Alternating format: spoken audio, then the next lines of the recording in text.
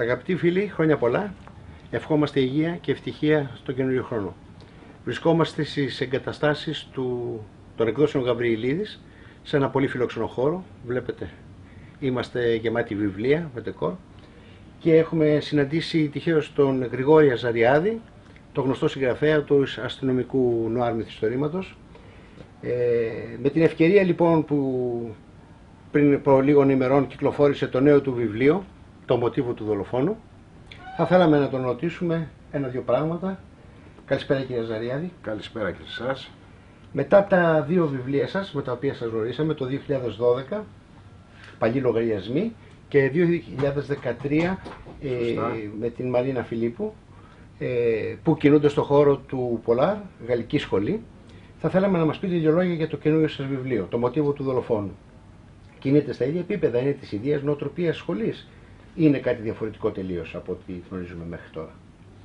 Θα έλεγα ότι είναι αρκετά διαφορετικό από τα δύο πρώτα βιβλία. Τα δύο πρώτα βιβλία, όπως σωστά αναφέρατε, κινούνται στον χώρο της κοινωνικής διαφθοράς, της διαπλοκής. Σωστά. Στην Γαλλική Σχολή του Πολάρ, του Νεοπολάρ, όπως λέμε, επηρεασμένη από το Μανσέτ, από τον Ιζό. Εδώ το μοτίβο του δολοφόνου, αγαπητέ φίλε, είναι ένα μυθιστόρημα το οποίο είναι καθαρά αστυνομικό μυθιστόρημα. Σαφώς υπάρχουν αναφορές στον κοινωνικό περίγυρο, γιατί ένας συγγραφέας δεν γράφει αεροστεγός, κινείται έξω, βγαίνει, εισπράττει την ατμόσφαιρα, τι συμβαίνει στην κοινωνία, τις μέρες της κρίσης που περνάμε όλοι μας. Οπότε οι αναφορές υπάρχουν, αλλά η έμφαση εδώ στην πλοκή δίνεται σε καθαρά αστυνομικό επίπεδο. Είναι η ιστορία ενός δολοφόνου, ο οποίος τριγυρίζει στη σύγχρονη Αθήνα, ναι, και σπέρνει διάφορα πτώματα δεξιά και αριστερά στο διάβα του. Και ο τρόπος που αντιμετωπίζεται αυτός ο δολοφόνος από την γνωστή ομάδα του Τμήματος Ανθρωποκτονιών, εγκλημάτων κατά ζωής, στην προσπάθεια να εξιχνιάσουν αυτά τα εγκλήματα και να εντοπίσουν τον δολοφόνο. Ήθελα να ρωτήσω πάντα, μετά την επιτυχία που γνώρισε παγκόσμια και βεβαίως και στη χώρα μας η σκανδιναβική λεγόμενη σχολή, Τζον Νέσμπο, Μανκέλ κτλ. Αρνεντάλ. Έχουμε δικιά μας σχολεία αστυνομικού στην Ελλάδα ή είναι νωρίς να μιλήσουμε ακόμα γι' αυτό? Υπάρχει ένα κενό εδώ, δηλαδή υπήρχαν μεγάλοι συγγραφείς αστυνομικοί Έλληνες, από τον Μαρί, από τον Πέτρο τον Μάρκελ, από τον Δήμη τον Κορίνη, τα φυρία που η νεότερη γενιά. Εντάξει, υπάρχουν ο Αποστολίδης, ο Γκάκας, ο Φιλίππου, οι οποίοι έχουν γράψει πολύ αξιόλογα αστυνομικά μυθιστορήματα. Υπάρχει ένα κενό στις νεότερες γενιές, επειδή υπήρξε μια προσπάθεια να αντιγραφεί το πετυχημένο σκανδιναβικό μοντέλο. Τώρα πια βρισκόμαστε σε ένα στάδιο που έχουμε ξεκαθαρίσει και βλέπουμε ότι γίνεται μια προσπάθεια που θεωρώ το μοτίβο του δολοφόνου είναι χαρακτηριστικό παράδειγμα αυτής της προσπάθειας, να μπορέσουμε να αφομοιώσουμε στοιχεία της σκανδιναβικής αστυνομικής λογοτεχνίας και γενικά της βορειοευρωπαϊκής, αλλά πάντα μέσα σε ένα ελληνικό περιβάλλον, σε ένα ελληνικό χρώμα. Να γίνει ένας συγκερασμός, να αποκτήσει μια ταυτότητα αυτό το είδος που λέμε σύγχρονο ελληνικό αστυνομικό μυθιστόρημα, έστω και με κάποιες επιρροές, οι οποίες στο παρελθόν ήταν περισσότερο μεσογειακές, ισπανικές, ιταλικές, Μονταλμπάν, Καμιλέρι κτλ.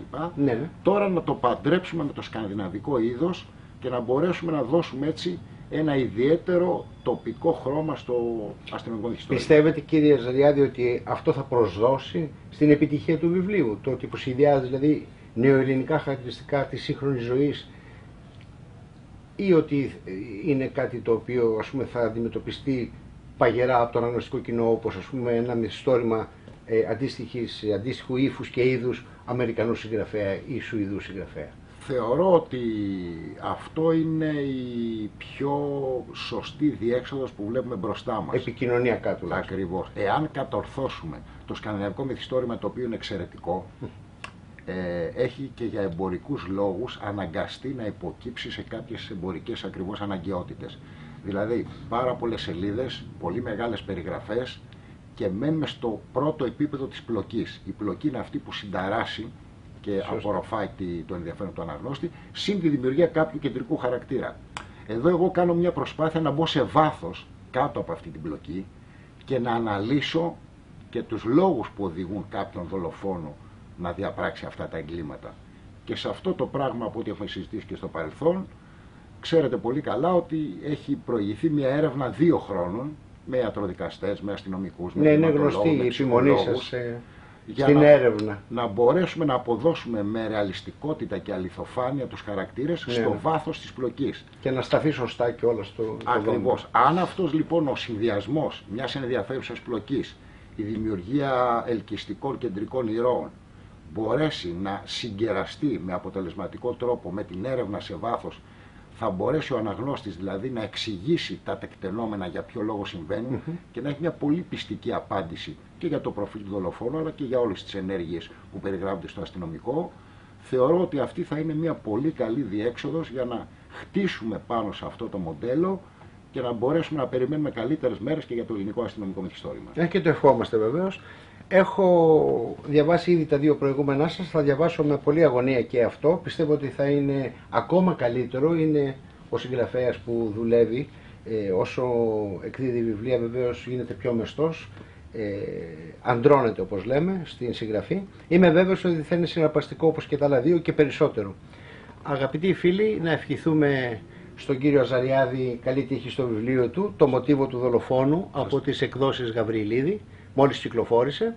Να ευχηθούμε υγεία, καλή χρονιά. Καλή χρονιά και σε εσάς και σε όλους όσους και στους αναγνώστες μας. Να είστε και καλά. εύχομαι όλα να πάνε καλά. Ευχαριστώ πολύ.